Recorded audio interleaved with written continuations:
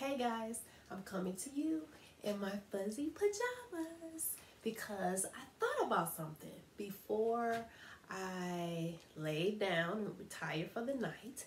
I wanted to bring up a very important factor about grains. I used to be a diabetic, right? So grains was one of the things that I had to eliminate from my diet because my digestive system wasn't functioning properly and I was missing the enzymes to break grains down.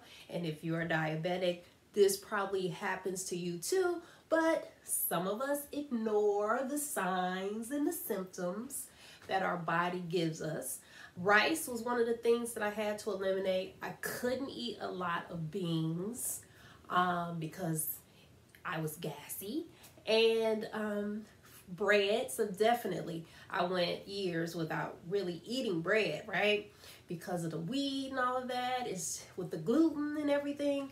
It just was not a good thing. Plus, eliminating those grains helped me to eliminate pounds. So that's one of the reasons why I'm so small. But getting back to my point, rice was one of my favorite dishes because I feel like rice goes with everything, right? Have y'all ever had eggs and rice mixed together? Okay, but of course, rice goes with beans. Rice goes with stir fries, and you know, I am a Thai food lover. I used to be a Chinese food lover, but anyway, so rice is Benihana. Love rice at Benihana. However, rice dishes just don't agree with me anymore, right? Until now. So guess what? I heard my intuition tell me, soak your rice longer than usual. But some people don't even soak their rice, right? Who soaks their rice? Nobody. And I soaked them for a day and a half before I cooked it. A day and a half, about 36 hours. And the results were bomb. The bomb, okay? So I soaked it in Himalayan salt. Himalayan salt is mineral filled. For you guys who are still using ionized salt, table salt, what's wrong? What's wrong? That's Health 101.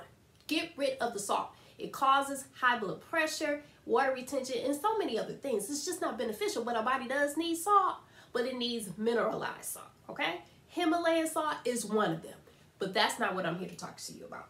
I'm here to talk to you about this rice and soaking it. So soaking it for a day and a half is turning on the fermentation process. And that, guess what? Helps you digest the food better. It activates the enzyme phytase.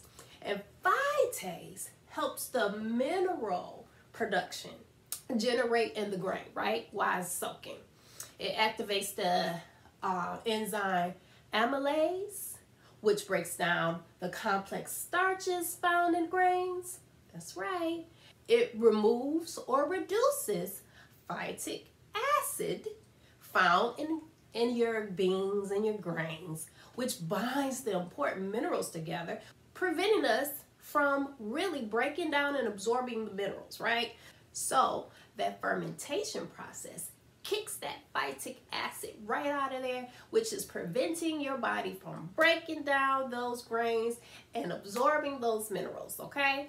So remember, if you are diabetic, are suffering with autoimmune diseases, inflammatory illnesses like rheumatoid arthritis, MS, you know what you have. You really shouldn't be eating grains. You really shouldn't. But I know some of us are hard-headed. So if you are going to eat it, soak it for a minimum of a day. I will extend past a day. Like I said, I soaked mine for a day and a half. And when I soaked it in water, of course, and not the faucet water, y'all, because that's complicating things and making it worse.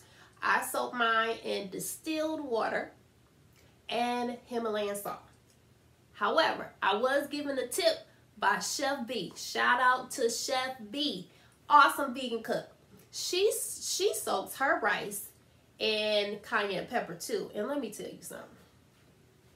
Bomb of all time. It was so flavorful. Like, I never had rice that I didn't have to put nothing on it, because when I cook my rice in thyme, I cook it in Himalayan salt, I cook it in turmeric sometimes, basil, and I have the seasoning spice. So my rice comes out delicious, right? Like, you can eat it right out of the pot just as is. But Chef B's, you don't see no seasoning in sight, because she soaked it in that cayenne.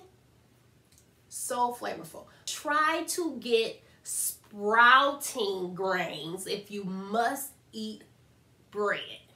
Sprouting grains bread, okay? And sourdough is really the best, because those ingredients have been fermented before they put all of it together. So this is just a little fun fact I wanted to bring to you. Again, it's about rice. This is not white rice. We shouldn't be eating anything white. Nothing. Zero. This is brown rice. I tried my hand at it again. It came out really good. It worked well inside of my body. I digested it pretty well. So this will be my to-go-to cooking method, and it should be yours. Thank y'all for watching. Peace.